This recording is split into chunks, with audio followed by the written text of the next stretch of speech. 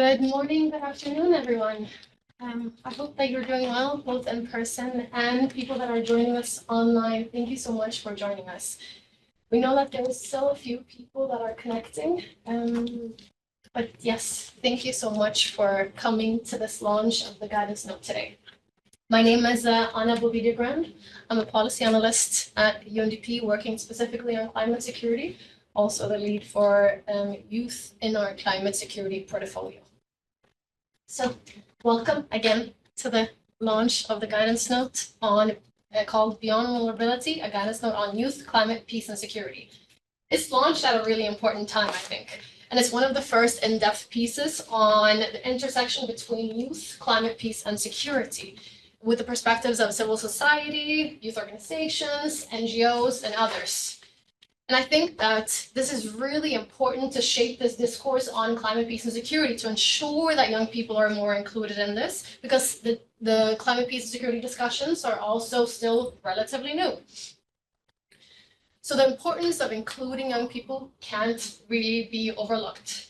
It's been over a year's process in terms of this guidance note. We actually sat in this room about a year ago, maybe a bit longer, to discuss the possibility of working on this guidance note. And it's really amazing to see how we've come together in the same room, also people joining us online, to actually launch the guidance note today. I think in just a few seconds, we'll have a map up on the screen. If colleagues will be able to share the map. Yes. Here you can see, today we'll be talking about youth demographics in relation to climate change and insecurity. And the map you see now is shaded according to the median age of the country. More saturated shades indicate a younger population on average, where lighter shades indicate an older population on average. What we would welcome you to do online is to actually write in the chat where you're connecting from. We will also then pull it up on the screen and for colleagues to pin where we can see we have people connecting from today. We see already South Africa, Belgium, Colombia, Zimbabwe, Sweden, Australia, Libya. Thank you so much for joining us today. We're extremely happy to see that we are getting people from Latin America and the Caribbean, Asia and the Pacific, Africa, Europe and Central Asia, so many different countries. Actually, I just returned from Nairobi, where we last week had our 7th iteration of the Climate, Peace, and Security Experts Academy specifically for young people. And it was fantastic to be in a room with people all the way from Brazil to Liberia, to Somalia, to PNG. And it's great to see today that we also have so many people with us. Now, we know a lot of the countries that we work in have a growing youth population as well, as you can see on the map here, and as we can see people that are connecting online. However, there's still a lot of countries that we work in that has an aging population as well. But as colleagues are putting the pins on the screen, we're delighted to launch the guidance note. In this launch session today, we will first listen to FBA's Director General, Mr. Per Olsson-Fritt, and then UNDP's Deputy Director of the Bureau for Policy and Program and Policy Support, Francine Pickup, for their reflections on youth, climate, peace, and security, and the development of this guidance note. After this, we'll hear from the authors of the guidance note in terms of the nitty-grittiness of the actual piece that's published. Then we'll get a chance to listen to our young experts that took a part in the sounding board and has taken a part in the development of this guidance note. We'll hear from their experiences on climate, peace, and security, and we'll exchange with questions from you online as well. So with that, let me hand it over to you. Well, thank you very much, Anna. And it is a great pleasure to be here today. And it was truly inspiring to see how young people were joining us from all over the world for this launch. let me start by also extending my deep appreciation to the UNDP and to SIPRI for, as partners in making this possible together with us. This guidance note comes from our experience as organizations working with young people around the world, knowing in all different corners of this world that young people undertake initiatives based on a very clear and integrated analysis, addressing climate change and insecurity simultaneously. However, in climate change writings, we find a very different narrative. And the guidance note is it's our way of trying to change that narrative or affect it. And in these writings, you would find more typically a description of young people as victims, as vulnerable, that they lack agency, and more as security threats than security promoters and providers. And it seems somehow that in these writings that young people's agency is very foreign. So FBA and UNDP, together with SIPRI, agreed to contribute to change this. Because we need a new type of awareness around the role that young people play. Because a lack of awareness means a lack of recognition. And a lack of recognition that results in a lack of resources, which leads to a lack of representation and a struggle for representation that just increases the intergenerational depth on climate and security issues. That will be very hard to reconcile. So what we will be listening to today is thus is one step forward. And change is very often made up of very many small steps. And we think that this will be a good contribution. And we will hear from young people that are climate and peace building experts. And we are very deeply grateful for them sharing their time, sharing their experiences and their expertise with us. And that they undertake very complex initiatives in challenging contexts. Doing so, they move both the agenda of peace building and climate forward. So I think if you're joining us today with doubts on about young people's capacity to work on climate security matters, I think you will leave this launch with a different mindset. And if you're not quite sure yet up today how youth peace and security and climate security and the climate crisis have anything to do with each other, I think, and I'm sure you will find the answers to those questions from our distinguished speakers. So before I close, again, to thank the members of the sounding board with whom this guidance note would not be possible if they wouldn't have put their time and their effort into this.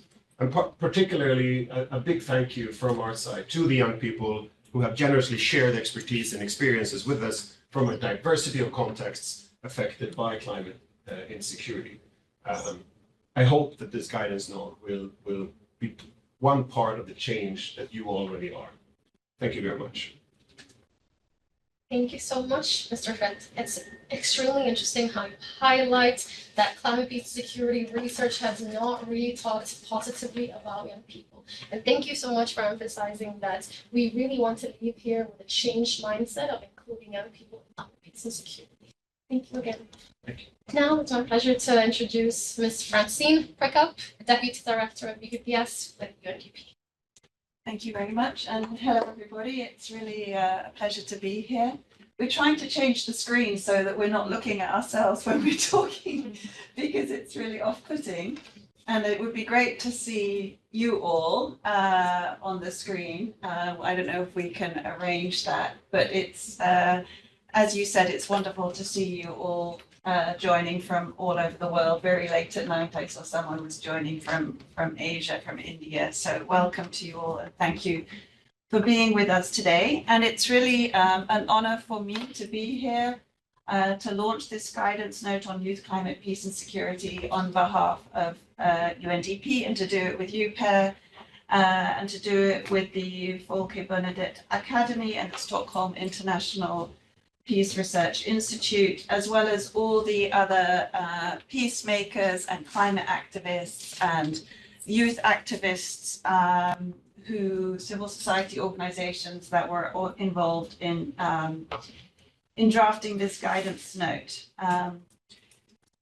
You know, the situation is very severe, and I don't want to, you know, talk too much about the statistics because you know them all. But you know, if you look at young people today, they're probably going to experience a world where extreme weather is 7 times more likely than their grandparents. We know that about 47% of young people today live in contexts of violent conflict, and 75% of the world's young people are living in less developed countries where climate change has much greater impact.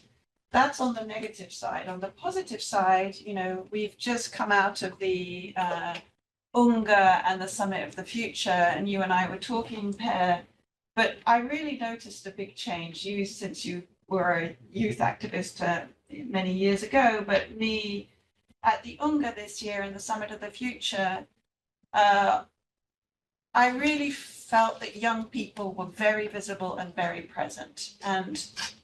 And they aren't just victims, as you say. I also sometimes find the language around engaging youth and young people quite patronizing, and it is young people as victims. And that certainly wasn't the impression I got from the UNGA and the Summit of the Future. It was young people as change agents, as coming up with solutions, as essential and central to the work on climate action and creating peace.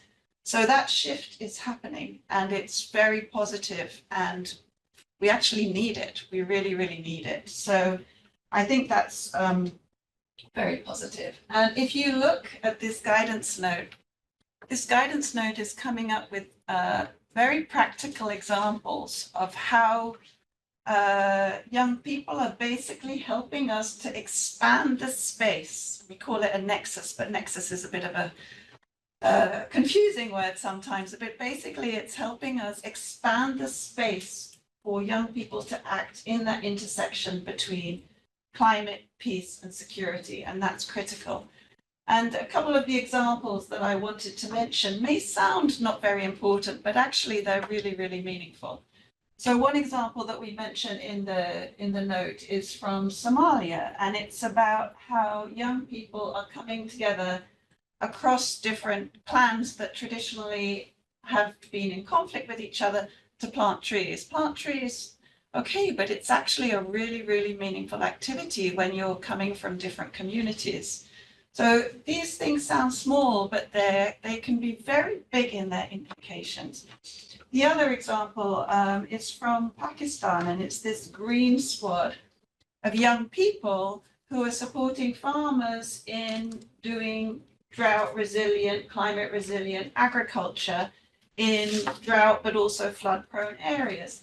And again, it doesn't grab you, but actually initiatives that are really attracting young people to rural areas to do new types of agriculture that, you know, are in line with the changes we see around us is really exciting, meaningful, important work. So there are lots of examples, real life examples of young people making this change in the guidance note that hopefully, you know, this is the intention, can inform policy making, programming, advocacy as we move forward. Now, one of the things that we want this guidance note to do is to inform this broader global framework that is being prepared on this issue. The idea is that this global framework is launched at the COP30, and that this framework will really, you know, act as a kind of catalyst to create this much more bigger space for young people in this space. I don't need to say how important COP30 is.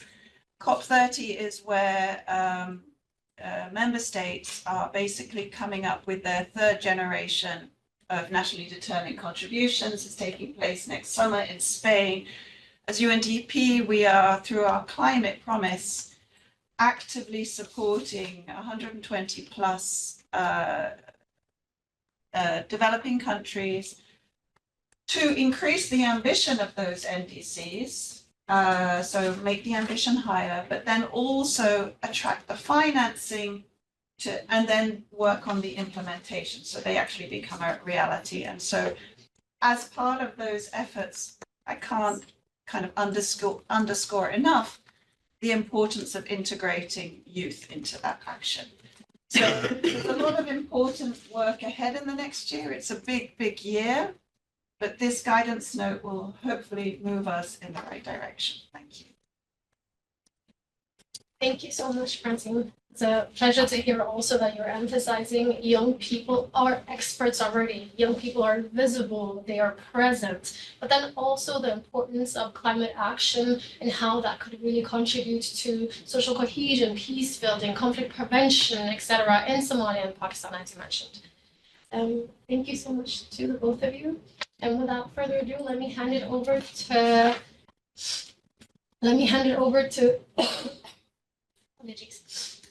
Maya Bredman, Youth Peace and Security Officer with FBA. Over to you, Maya.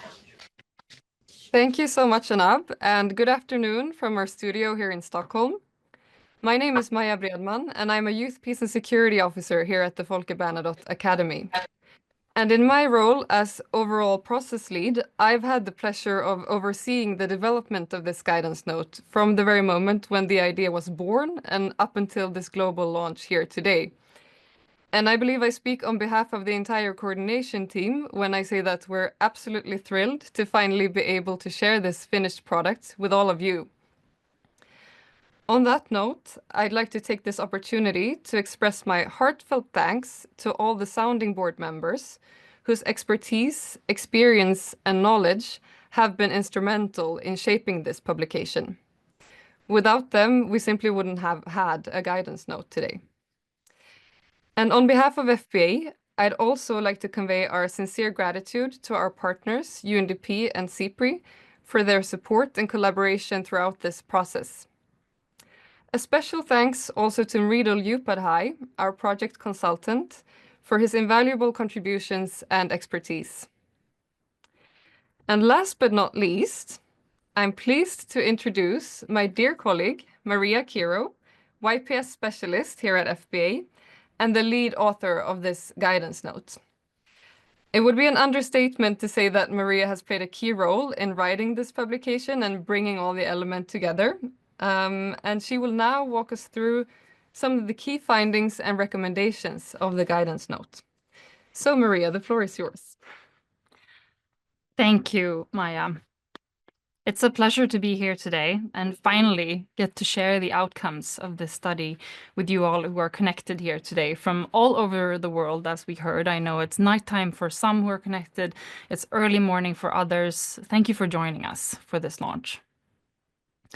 Before we get into what we want to think of as the main feature of this launch, which means really listening to the real experts in the room, the young people who we have spoken with and consulted on this topic.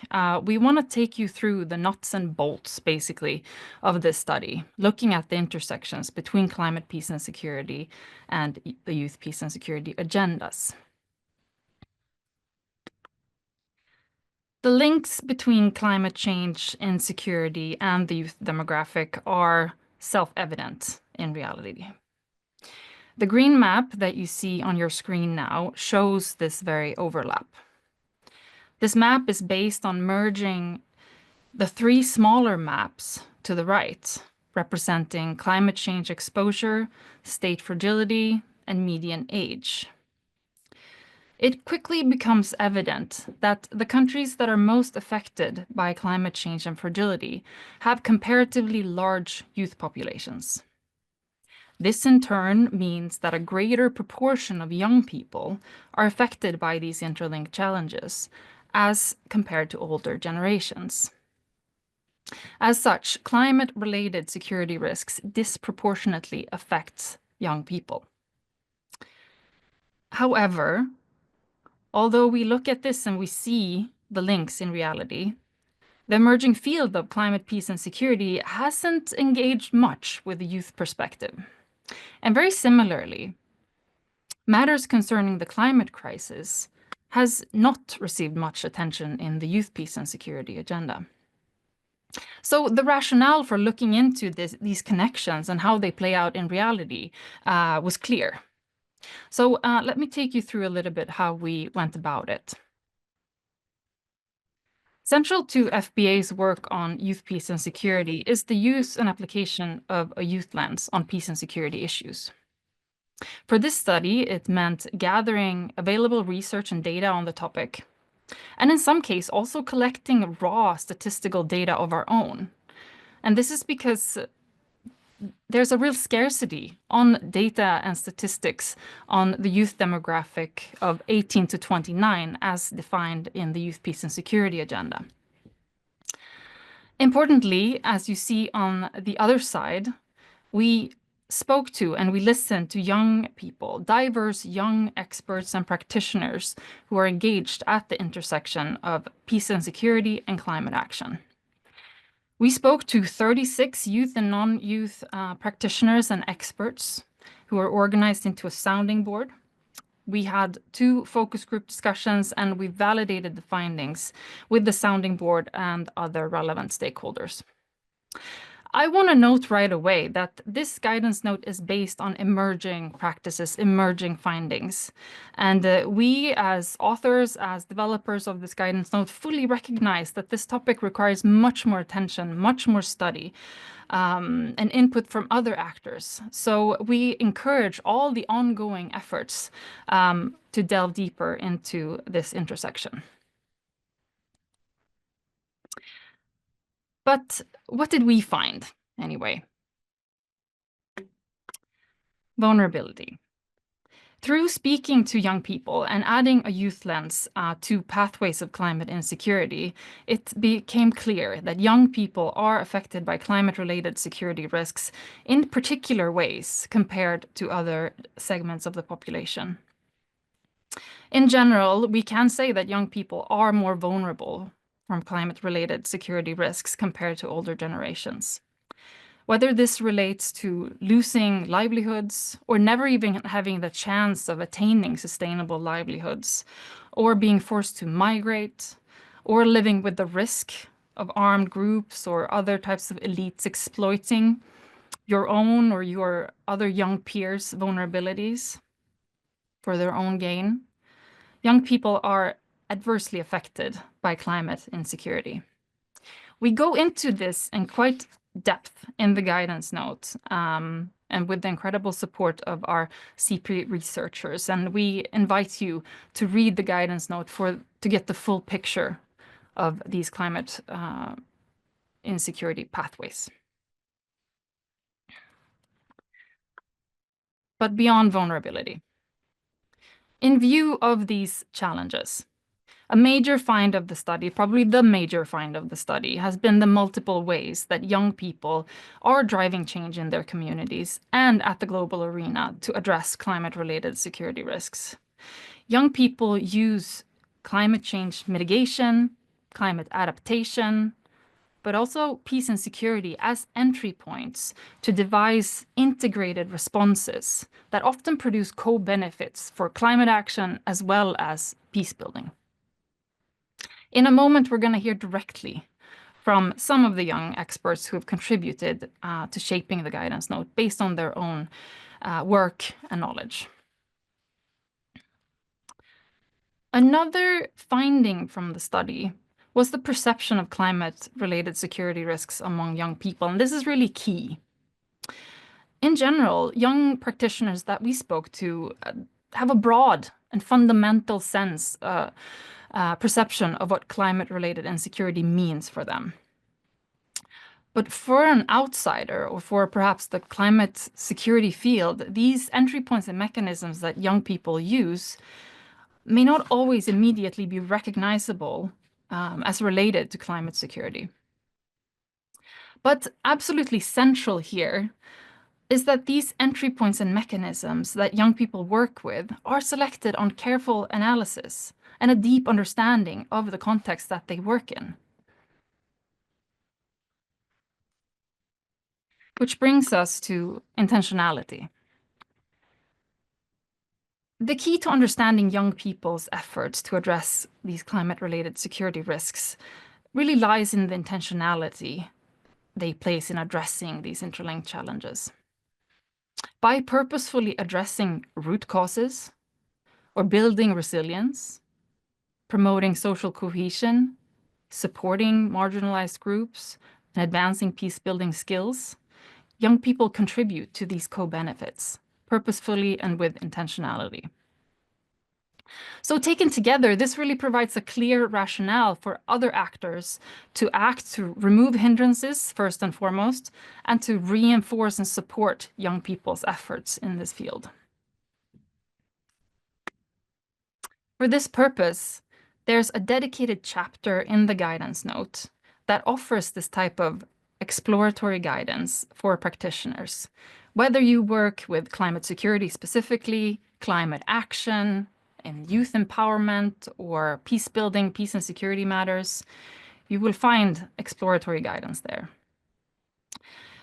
We explore how working with youth, climate, peace, and security in an increasingly integrated manner, how it can play out in research, in studies, in analysis, in programming, strategic planning, through policymaking, and importantly, through funding. Now, as I mentioned before, we really regard this section as exploratory, not a blueprint.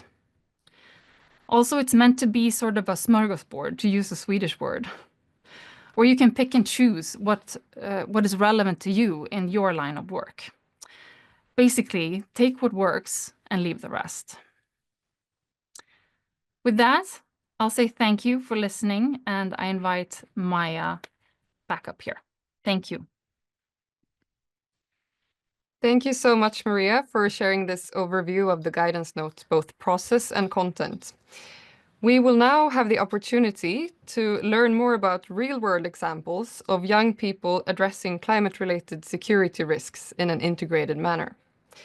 So with that, I am handing over the floor to Katongo Seyuba, researcher at SIPRI's Climate Change and Risk Program, for an introduction of our distinguished youth speakers. Katongo, the floor is yours. Thank you very much, Maya. Thank you very much, Maya. And just to say that one of our main points, which has already been elaborated on in the guidance note, focuses on the need to highlight youth initiatives aimed at addressing climate, peace, and security challenges. And for this session, I have the honor to introduce some of the youths that are working in the space to, one, inspire us and also share some of their work and results. To start with, and I hope our colleagues are also online, to start with, we have Moira Simons. Moira is a climate security advocate from Tuvalu. Next up, we have Sylvain Obedi, who is the executive director of Enable the Disabled Action from DRC. And finally, we have Yaya Yagi, the co-founder of the Green Squad from Pakistan. But before I hand over to the speakers, I would like to mention that the participants can already post their questions in the Q&A function, and we will have time to respond to all the questions during the Q&A session after the next panel discussion. So I will start with Yaya. Just under 4 minutes, Yaya, if you can hear me, how does your work at Green Squad address climate-related security risks? And are there any results that you can share with us? Over to you, Yaya. Peace greetings, everyone. Imagine a world where young voices shape the narrative of peace and security. A world where our dreams are not stifled by the weight of climate change, conflict, and displacement. Today, we stand at a crossroads, armed with the collective power of youth, ready to redefine our future.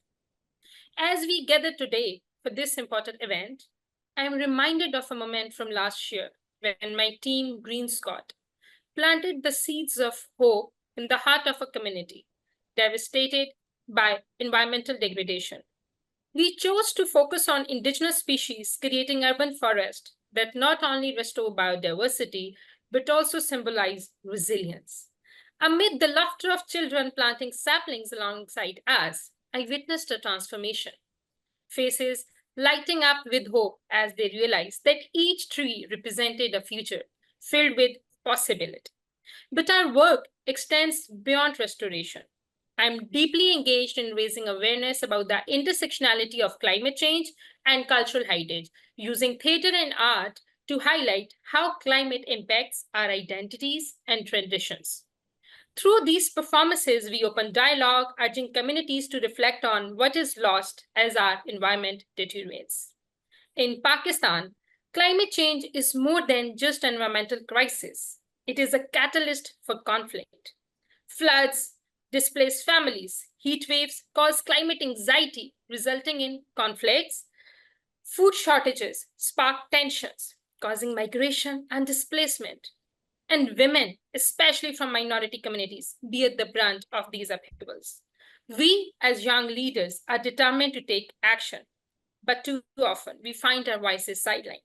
Through all of the work that I have mentioned, in just a gist, we have been able to not only mobilize youth and adult as well as children, we're able to sensitize them and also to advocate for policy changes. The pillars of UNSCR 2250 affirm my right, our right, young people's right to meaningful engagement. Yet, I and my peers have faced significant challenges in this journey. More often than not, we encounter skepticism and undervaluation, which relegates me to volunteer roles where my skills and insights go untapped. The lack of financial support for youth-led initiatives has made it difficult for us to implement the innovative solutions we envision. Additionally, we as young people often find ourselves without mentorship and guidance that could help us grow as leaders, putting our expertise and experiences into action. A particularly painful experience came during the floods in Pakistan in 2022, causing millions of people to be displaced, with women highly affected. Despite my dedication and readiness to help, with years of experience, I was excluded from the first response team that my male colleagues led, simply because I was a woman, a minority woman. This exclusion highlighted the broader lack of infrastructure for women young peace builders in our patriarchal society, particularly in my own country's perspective. It's clear to me that we need systematic change to ensure that all voices, especially those of women, minority women, are included in critical humanitarian reliefs. Till today, through this, we have been able to mobilize and support around more than 2,000 young people who are now leading climate action and peace building action in their own communities.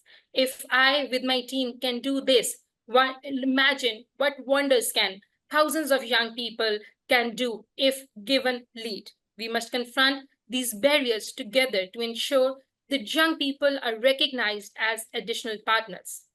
Today, I urge all the stakeholders who are gathered here, including UN agencies, civil society organizations, and fellow young leaders, to take decisive steps to empower youth as key decision makers in addressing the challenges of peace and climate security. Number one, incorporate youth in decision-making processes through planning and evaluation of programs, as well as funding mechanisms, ensuring participation. Number two, empowering young people not only as beneficiaries, but as trainers and leaders to hear their insights, aligning with the pillar of prevention. Third, fostering collaboration between youth and experienced leaders to create inclusive decision-making teams, which are integrated into strategies and initiatives of peace buildings, ensuring partnership. And lastly, allowing young people to implement innovative projects without bureaucratic hurdles, enabling timely response to climate-related crises by flexible funding mechanisms and making extra effort to include all those vulnerable communities, particularly minority individuals and women, ensuring protection, disengagement, and reintegration. As we move forward, remember that future is not something we inherit. It is something we create. Let's create a future where young person's voice matters. As Ban Ki-moon said, young people have the potential to bring about change. It is time to let them lead. Let young people lead. Thank you, and over to you.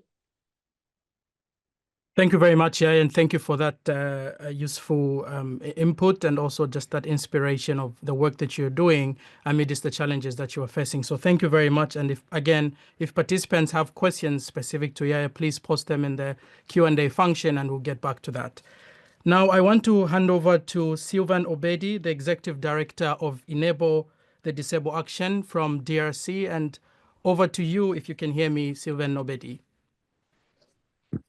Thank you so much, and I'm sorry we are having much issues with the internet here. So I'll try only to join not with my video because it will not work, but I can maybe do this and then after that I can come back on the voice only. Thank That's you so fine. much for the call. Yeah. So I will be speaking about the integrating action on climate action and peace in DRC, but in trying also to speak about the intersectionality of disability, climate action, and security. So the Democratic Republic of Congo, for what everyone know, it is rich in natural resources and yet challenged by conflict and instability, fast urgent climate impact, and that exacerbates social I can see Sylvain on the inequalities, screen. particularly environmental degradation, in effort. By highlighting the experience of persons with disability, we can ensure that climate action are inclusive and considerate their specific needs and rights, thereby fostering a more resilient and equitable society. Effective climate strategies must also consider the security implementation of environmental degradation. In DRC, resource competition can lead to conflicts, further marginalizing already vulnerable population, including disabled individuals. By promoting sustainable land management and conservation efforts along peace initiative, we can create a that similar address climate resilience, ensure the voice comprehensive and effective strategy in both climate action and peace process. It is in this manner that we are working with my organization, Enable Disabled Action, with the support from UNDP, where we are implementing a project which is aim is to show or to teach to people with disability, including IDP from the world, how they can start making ecological charbon, which is coming from waste house, to try to combat climate action and also to make them have access to clean cooking energy, because many of people with disability are living in the poverty, and the charbon which is coming from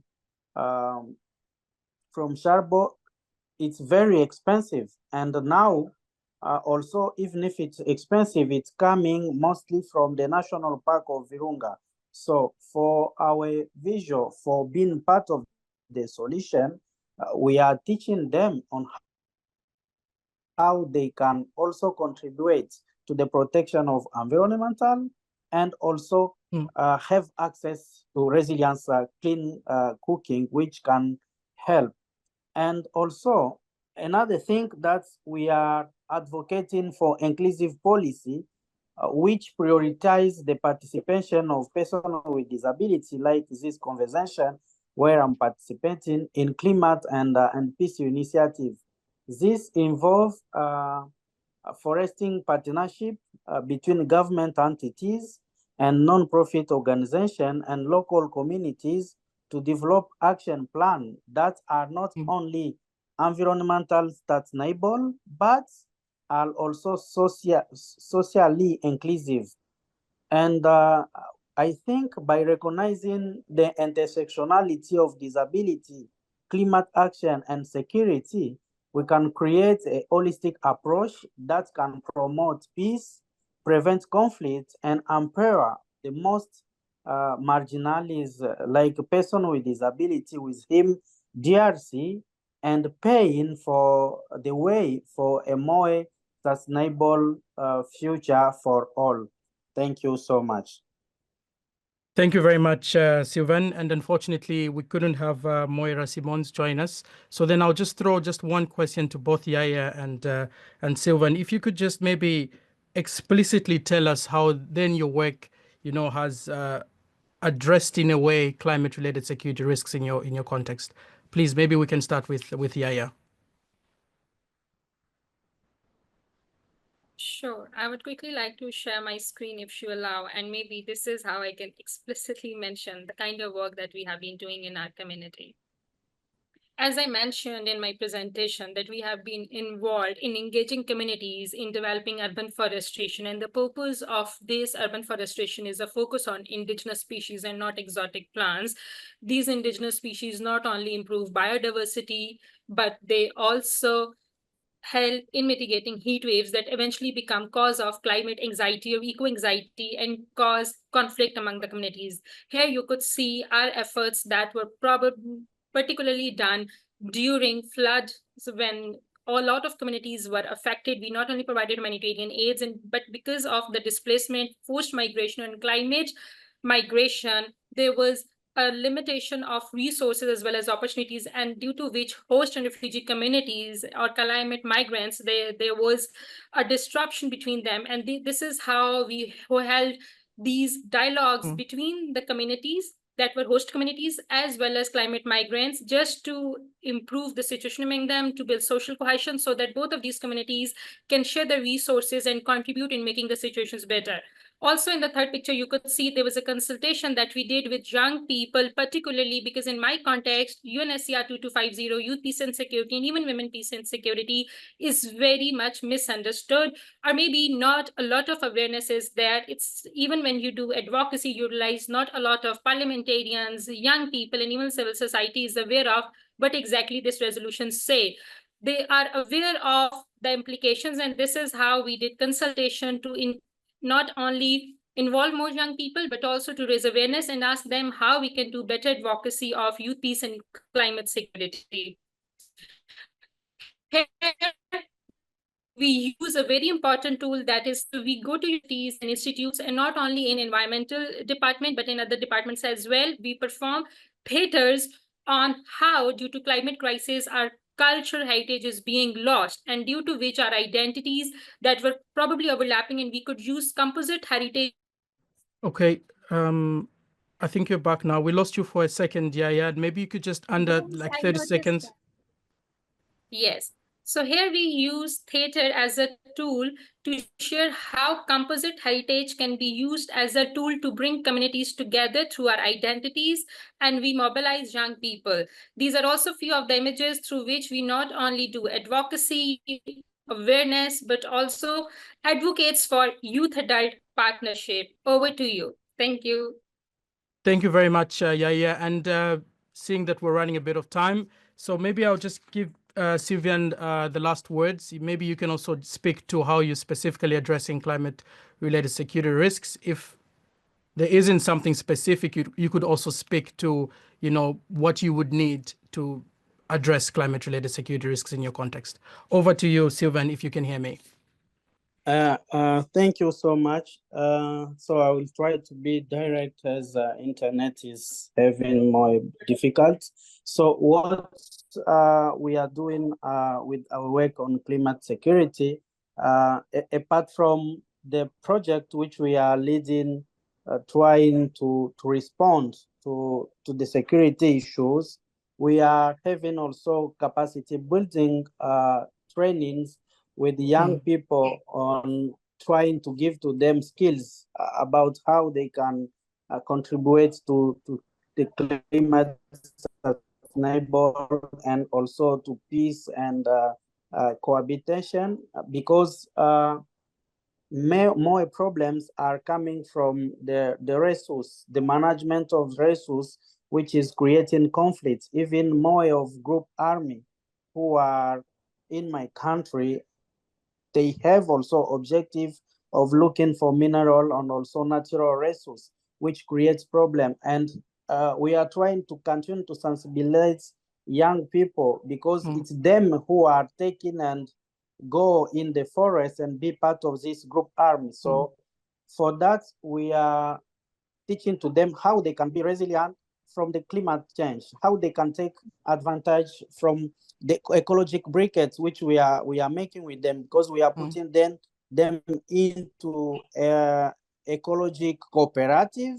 So then the production which they have, they can use for themselves, but also our organization has the work to sensibilize other person who are moving from the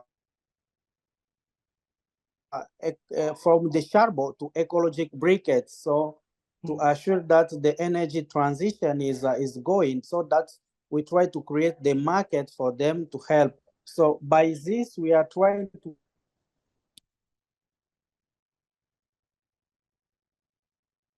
prevent the conflict, and also we are giving skills which can help young people to be entrepreneur, disability to improve the climate change and the peace process. So, but what for this, instead of needing a space to express our idea, to be participating in this conversation, but we need also to lead this conversation. We need also to allocate more funds, because as you know,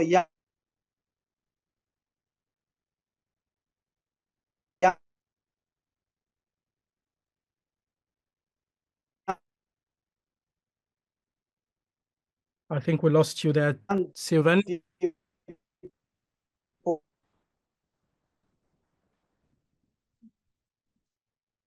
For lead organization are not founded. So we need more funds that can help young people to have.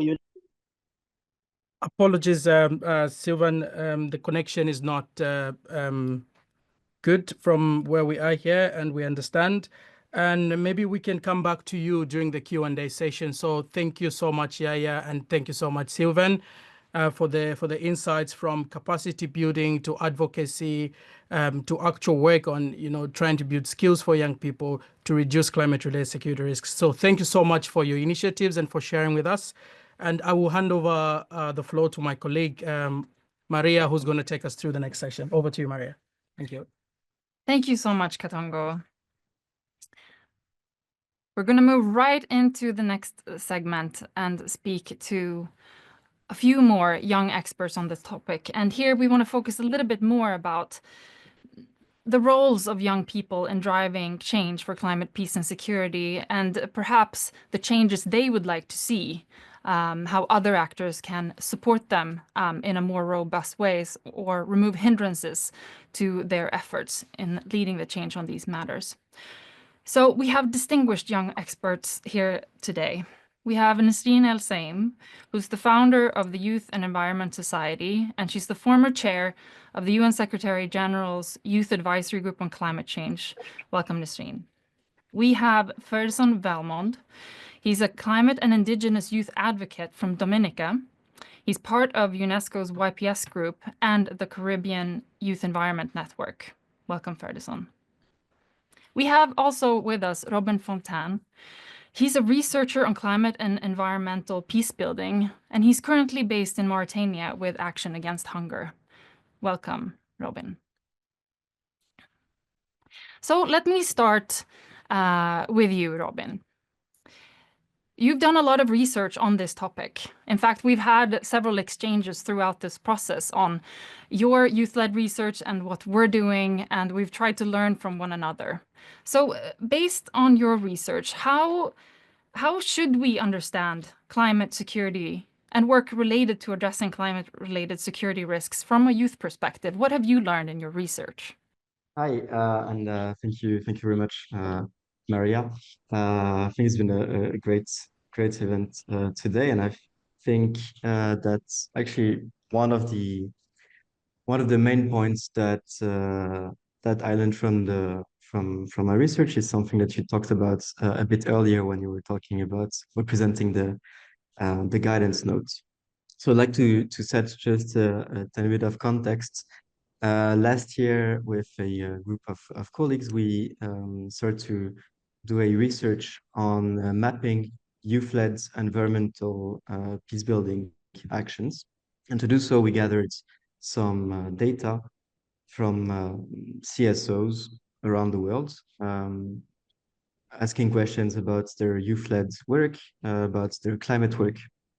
And the goal was to find a kind of definition of what youth climate peace security could be, or having a global understanding. And to be completely honest, we arrived in this, we approached this research with kind of preconceived ideas, already creating our categories and formulas on Excel to analyze the data. And we realized that it was just not fitting at all to the data that we gathered, because what is understood as peace building or as climate is just a lot broader, and it has to adapt to different contexts in a way larger manner than we expected. So essentially, we understood peace building debates out of the securitization lens, in a sense, and we just understood that this was not fitting.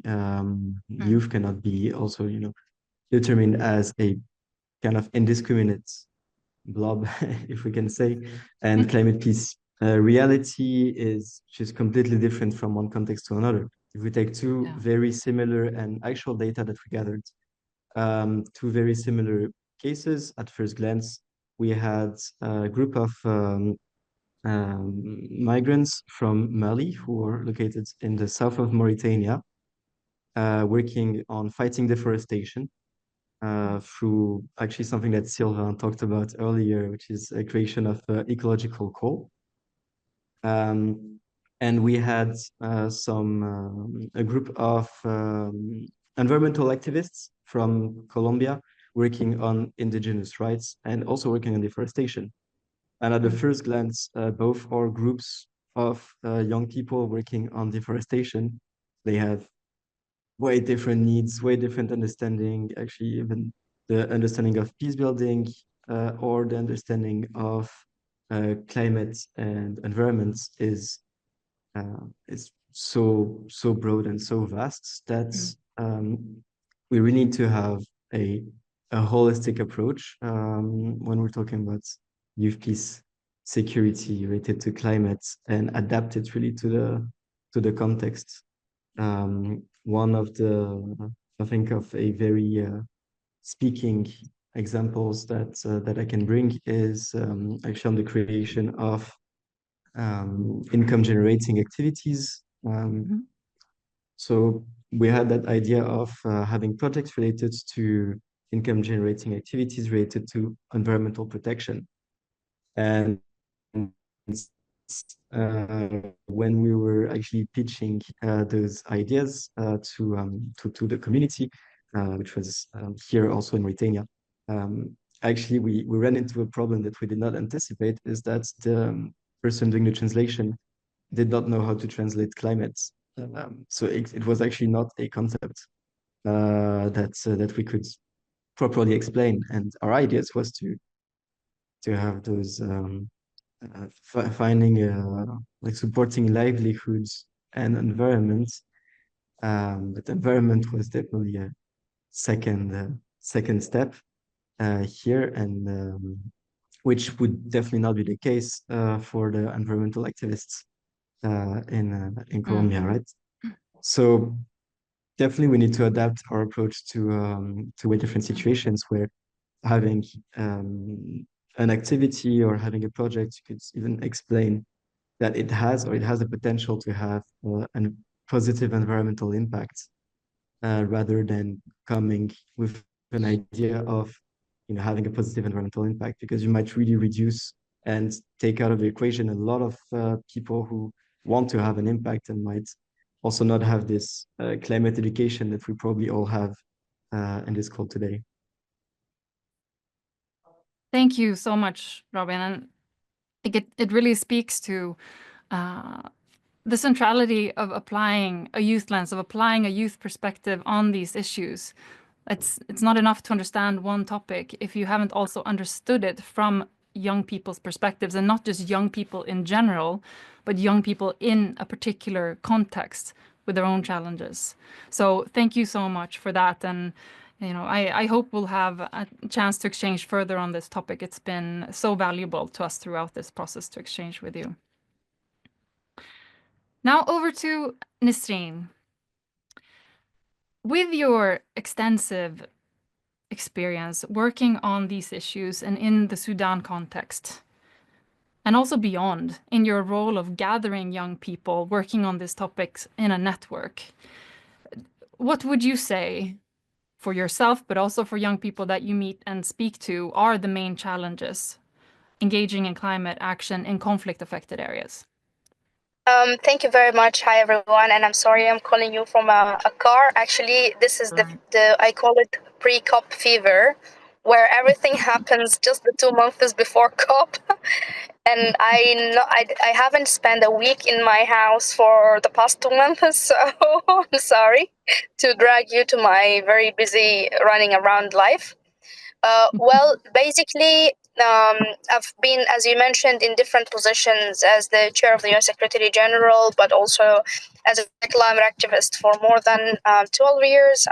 This is my 10th COP, actually, so stay tuned, everyone who are coming to COP. I will be giving cakes. I mean, I'm joking only. But anyway, the biggest thing that is currently missing is actually trust. And trust could be translated into many things. From a managerial perspective, trust could be translated into not having enough capacity in order to do the finance and the reporting back and so on. Finance-wise, it could be the trust that the money will not fall in the wrong hands in the countries that have high instability, or the expansion of the money will be in the exact place that agreed on in the project. Trust could be not giving clearances or permissions to do activities in the countries by the local authorities, for example. Trust could be the main obstacle that makes a lot of organizations, donors, and philanthropies, and even NGOs or UN not to actually start to do action in countries that have conflict affected. But the main thing I keep repeating is that we need to be honest to ourselves. And by that, I mean, if we really want to serve the most vulnerable to climate change and help them to adapt, there is definitely no more vulnerable people than people who are impacted by conflict and impacted by climate change. And normally, they don't even have a government to do their policies or apply for loss and damage funds, for example, if a flood happened, or at least just give them instructions on what to do. People in countries where there is conflict have no safety net. They are completely flying in the sky, let me say. And imagine when you are flying in the sky, you can't land, and then a storm happens. This is the exact picture that I need all of you to imagine. Imagine people flying in the sky, trying to land on the ground. They can't, but they're trying. And then a storm comes and then just destroy everything that they were trying to do. It is very important also to acknowledge that climate change, peace, and security is not a new topic. The first time it was clearly, openly mentioned in the UN was by the previous Secretary General, Mr. Ban Ki-moon. And it was in the context of the war that happened in my own country, in the western region in Darfur, where he called it the first climate-driven war in the new history, basically. And then, since that time, the Security Council had 18 hearing sessions. There was many events and programs. I can't say enough, but there was a lot of momentum happening over the years on climate change, peace, and security, but the implementation on the ground kept very, very, very, very low and very, very small. And that's easy because that's basically because it's easier to have a policy framework, to have recommendations, to have everything where you are safe in your desk somewhere in the world, not being in a refugee camp due to the conflict, and then you have to flee again this refugee camp because you were flooded with water. I very much say that it's high time to not to stop the policy framework. We will always need it because unfortunately we will always have more challenges, but it's very much high time to start implementing everything that is discussed in these papers and in these studies.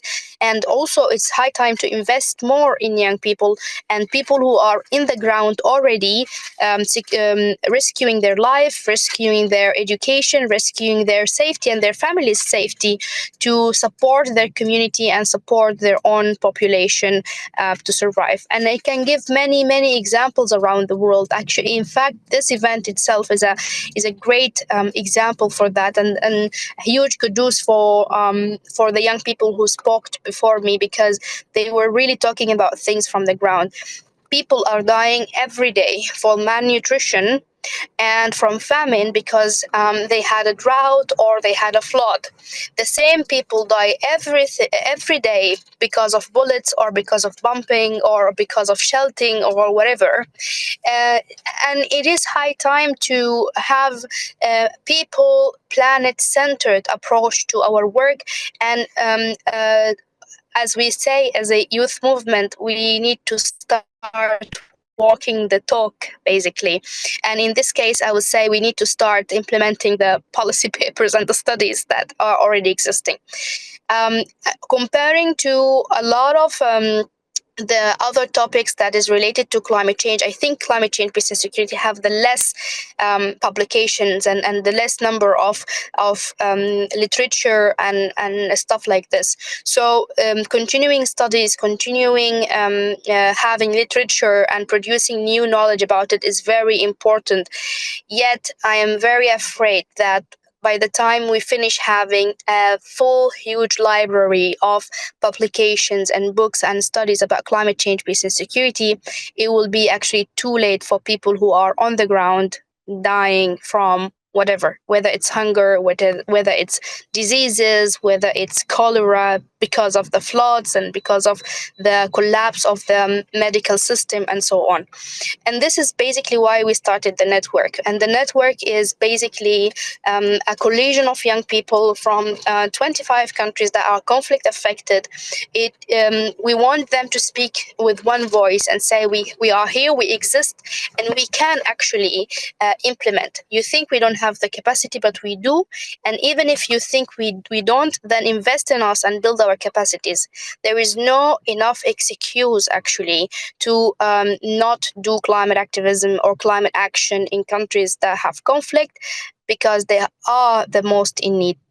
One last thing before I close. I was just finishing a systematic review for climate change, peace and security literature that exists in the internet in general, and I had to review more than 6,000 papers and articles published in like scientific magazines and so on. And guess what?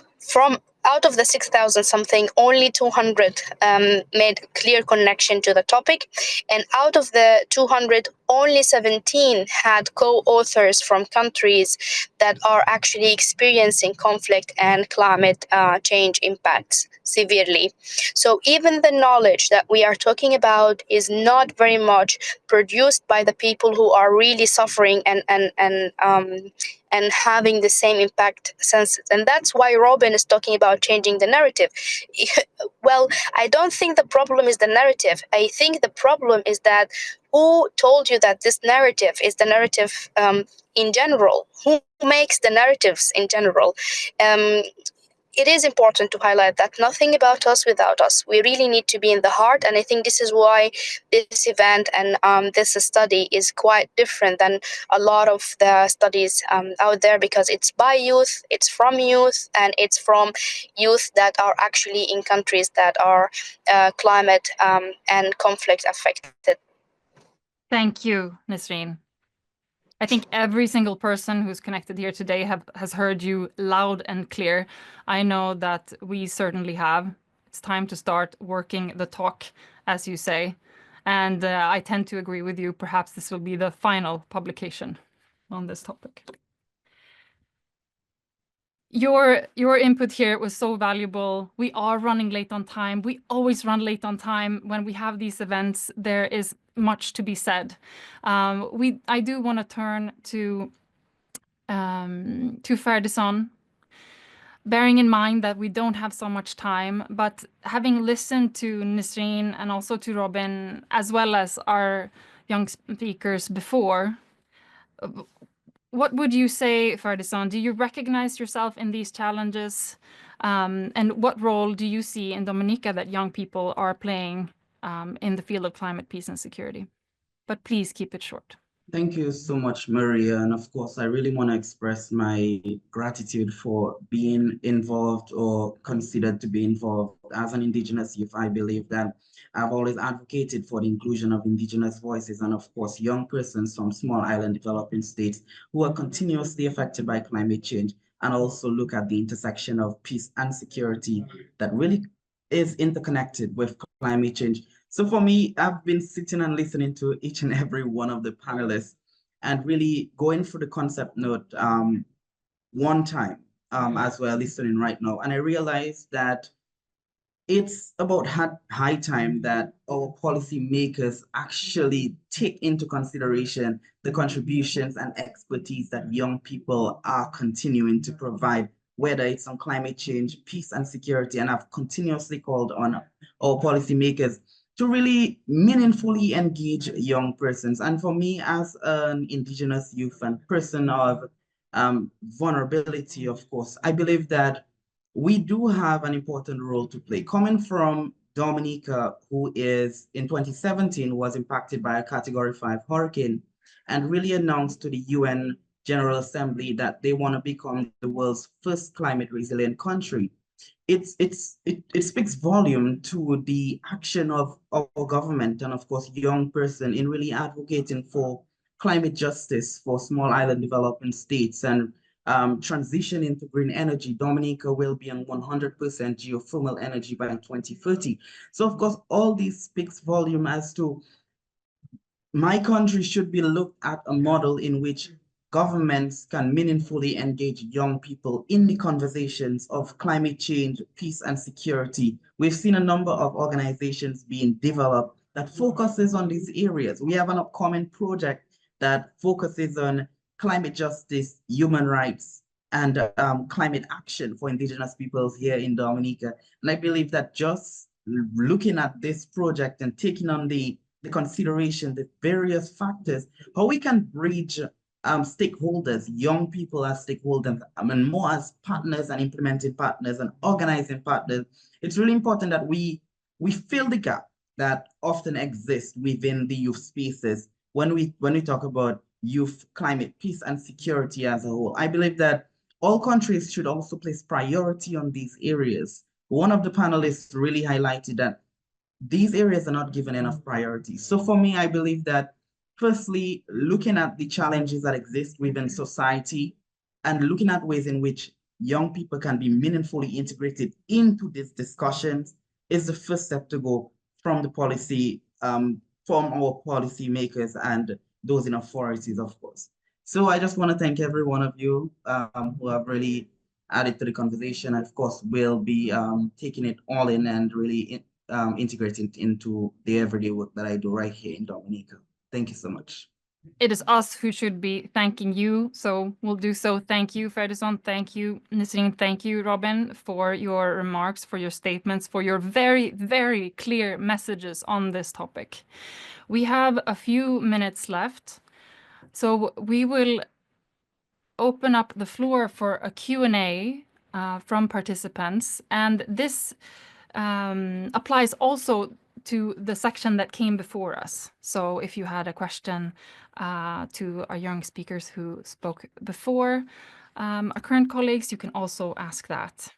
Now, let me turn to our UNDP colleagues who I think have been monitoring the chat closely for us. Have we received questions?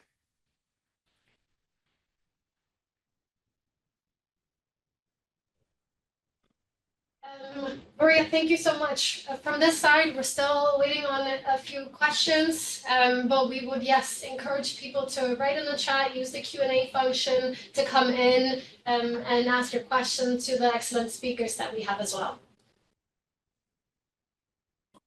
Thank you so much. And I did see that Nesrin's hand was up for a moment. Nesrin, did you want to come back in? Not really. I was trying to actually open the chat to see if there is questions also, but then I pressed the hand thing by mistake. Yes, Maria, we have one hand raised here. Go ahead. One in person and then one online with us. Over to Catherine Wong first. Thanks so much, Anna, and thanks all for the really interesting discussion. And also congratulations. I mean, this is really an excellent piece, so we're delighted to support it. I was just wondering, I mean, wondering about this, the challenges of this kind of intergenerational discussion that we talk about, this kind of holy grail almost in terms of the youth climate movement, but also the youth peace and security field. So it'd be great to get your perspectives on that as well.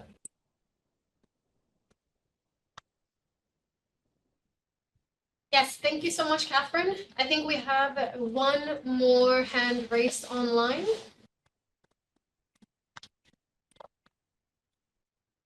Yes, we have 3 questions here.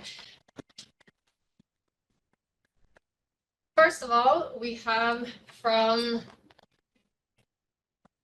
Zevulod. What are the priorities of UNDP, FBA, and other bigger actors for supporting young people's initiatives and their role as peacemakers? Especially, how will hard-reached youth be reached and included? Zevulud is from YWCA, YMCA of Sweden. Fantastic. Thank you so much for your question. I'll read one more for the panelists as well. What do you see as the next steps regarding building the knowledge base on youth peace and security and climate security and access? Any thoughts on needs for regional perspectives in particular? Maybe we'll start with these 2 questions, Maria, and over to you and the panelists. You want to respond to one? Thank you. These are many great questions. As usual, not enough time to answer all of them. We'll take the question first on the intergenerational issue and the youth peace and security agenda. Of course, when looking at these 2 topics, climate peace and security and youth peace and security, the intergenerational factor is right there, right? The climate crisis is an intergenerational crisis in a way.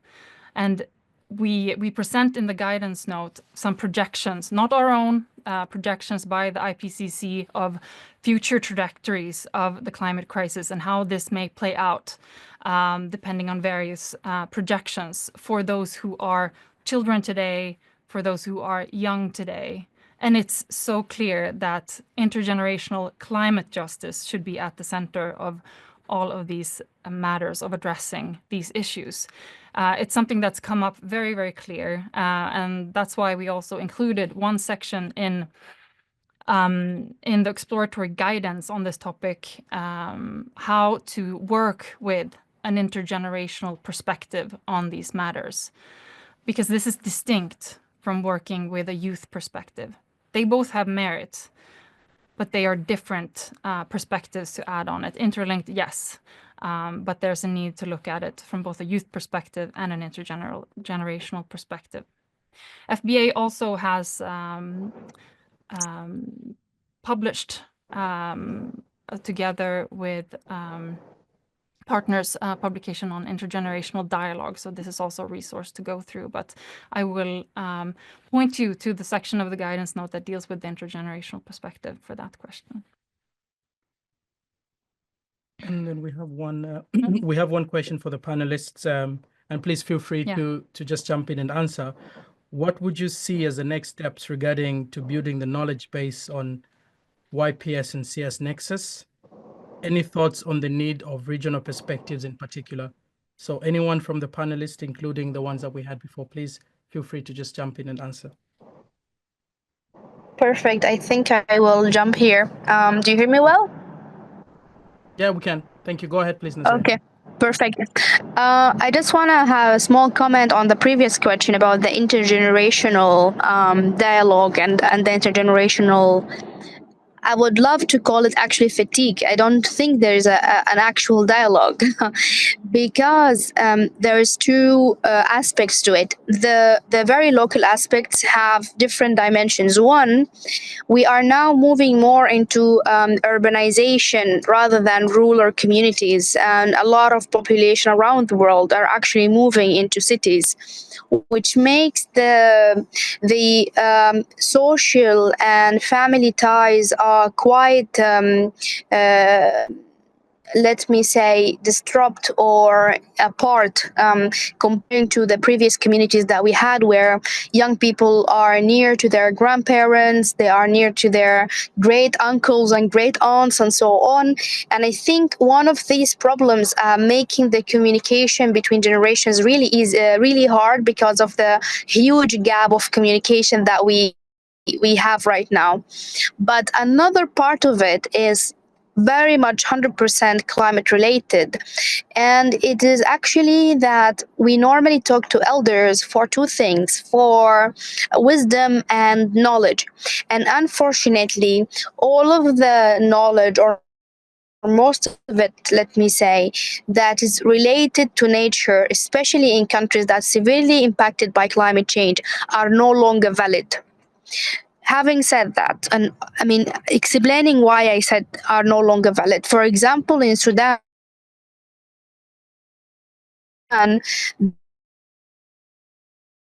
the local farmers season into 13. There are 13 different levels of raining, so they know which part of the season is going to have the less rain. So they do X in terms of preparing the land or putting the seed.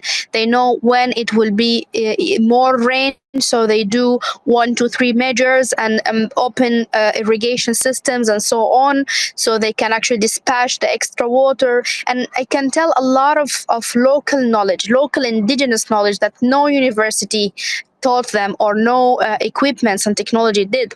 All of this is no longer valid. Seasons are entering in each other. Sometimes we don't have rain at all in the rainy season. Sometimes we have massive rain. Nothing that can actually they know before can actually help them now. And this makes a huge frustration among the elders, but it makes even bigger frustration among the young girls, because now there is no knowledge transfer process because the knowledge they had doesn't work anymore. And this also another drive for young people to go to cities.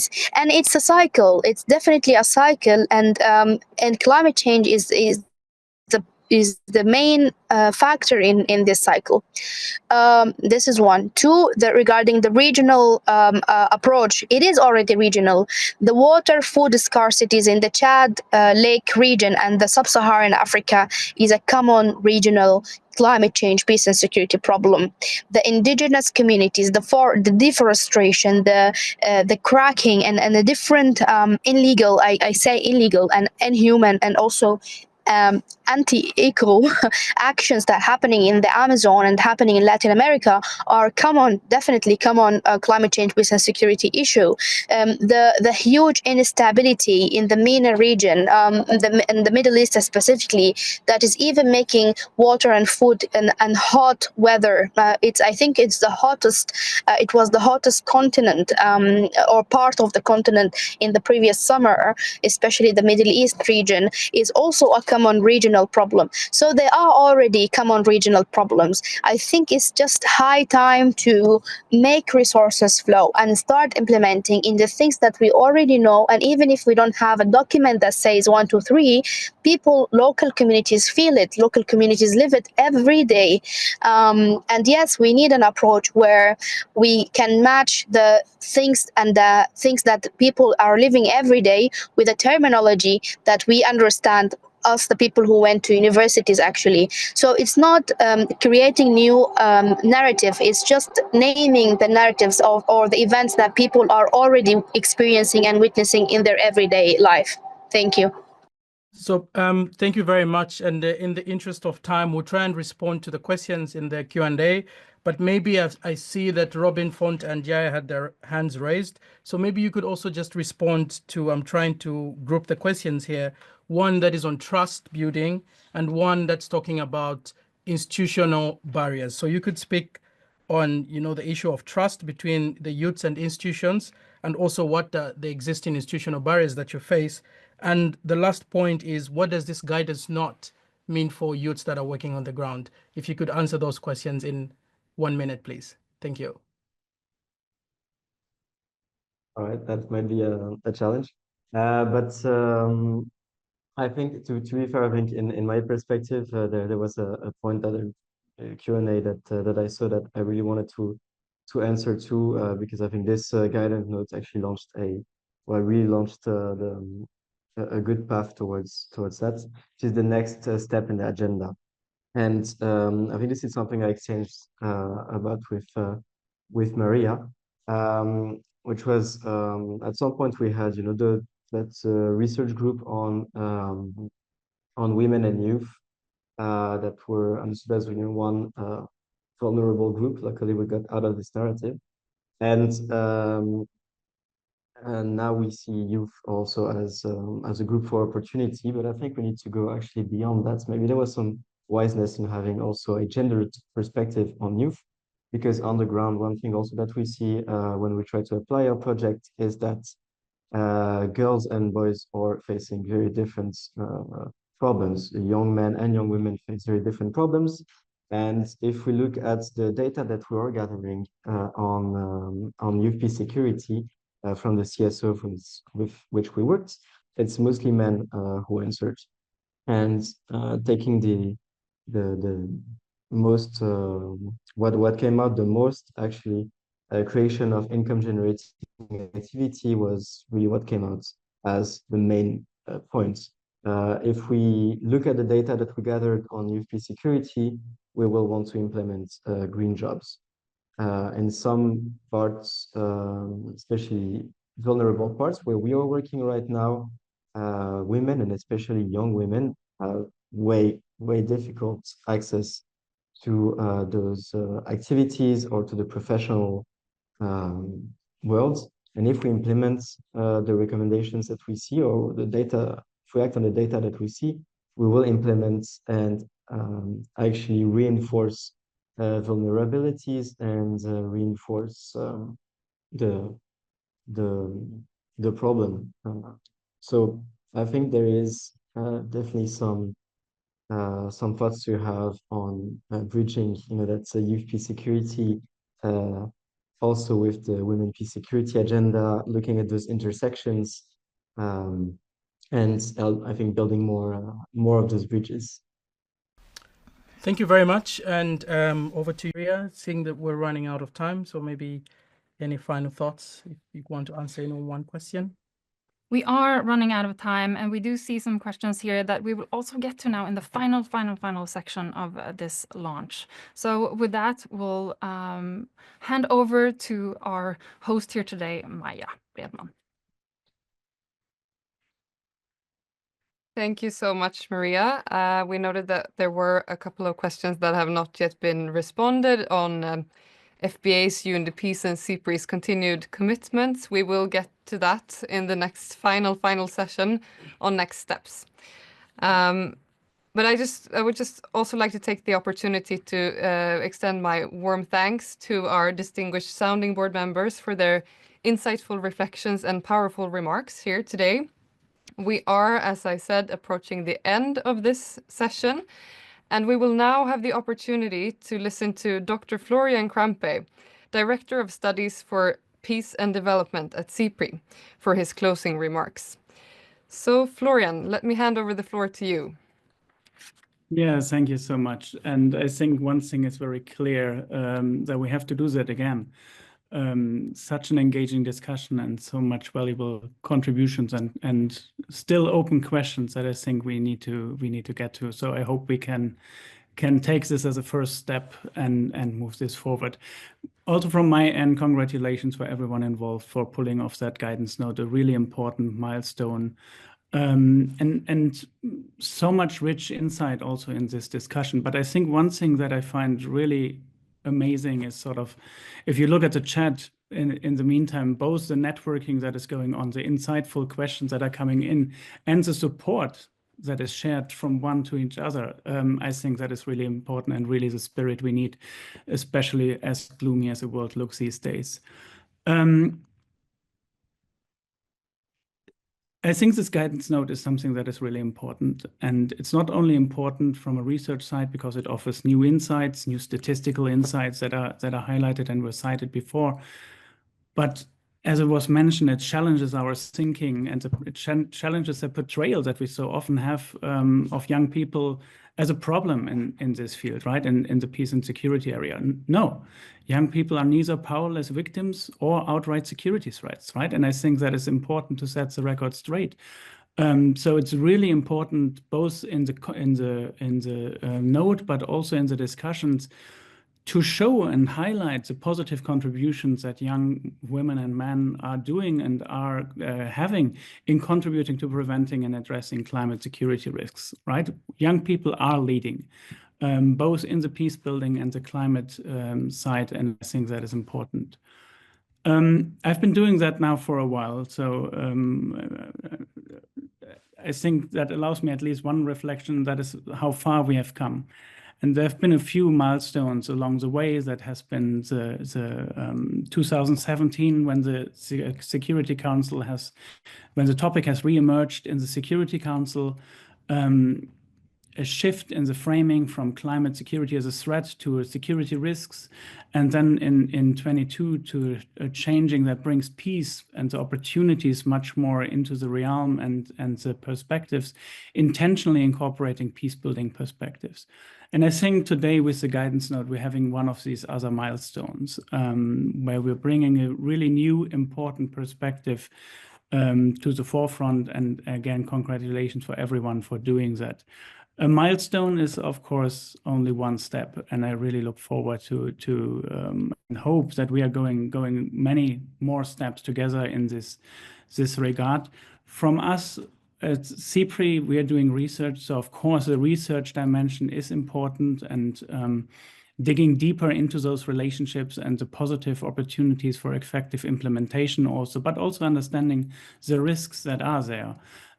So I'm personally proud we have a really excellent team with a lot of young, smart scholars that are working on this field and are leading on the research side and are shaping some of the UN discourses already today.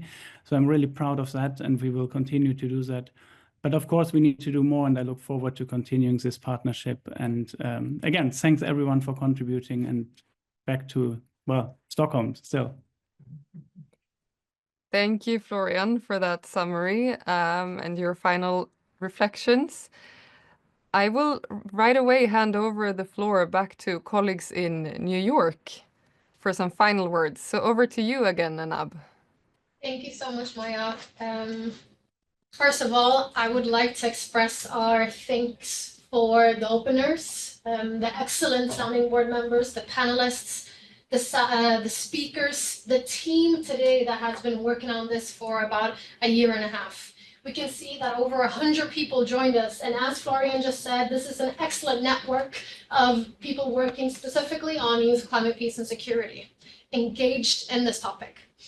We also want to emphasize that the launch of the guidance note is not the end, but it's rather a beginning of a journey. We encourage all climate, peace, and security, youth, peace, and security practitioners and researchers, including those within our own organizations, FBA, SIPRI, and UNDP, to download, to use the guidance note, the recommendations, and the examples that are in it. And as been highlighted, context is key when it comes to climate, peace, and security, and when it comes to how young people are impacted by climate-related security risk, but also how they are implementing and building solutions to address these risks. Trust is key, as was emphasized by both Robin and Nasreen as well. As Ms. Francine Pickup mentioned in her opening remarks, a multi-stakeholder process is currently underway to develop a global framework on youth, climate, peace, and security. This process represents a significant opportunity to strengthen the global commitment of young people's inclusion in climate, peace, and security worldwide. And we look forward to contributing on the development of this guidance note, or of the global framework that will launch at COP30 next year. Now, this is really the time. It's a time for young people to be included in climate, peace, and security in both policy, but also in programming. And I feel like what's been highlighted multiple times now, the easy part is done. This is written, and we've put this together, but now the implementation is the key and the hard part.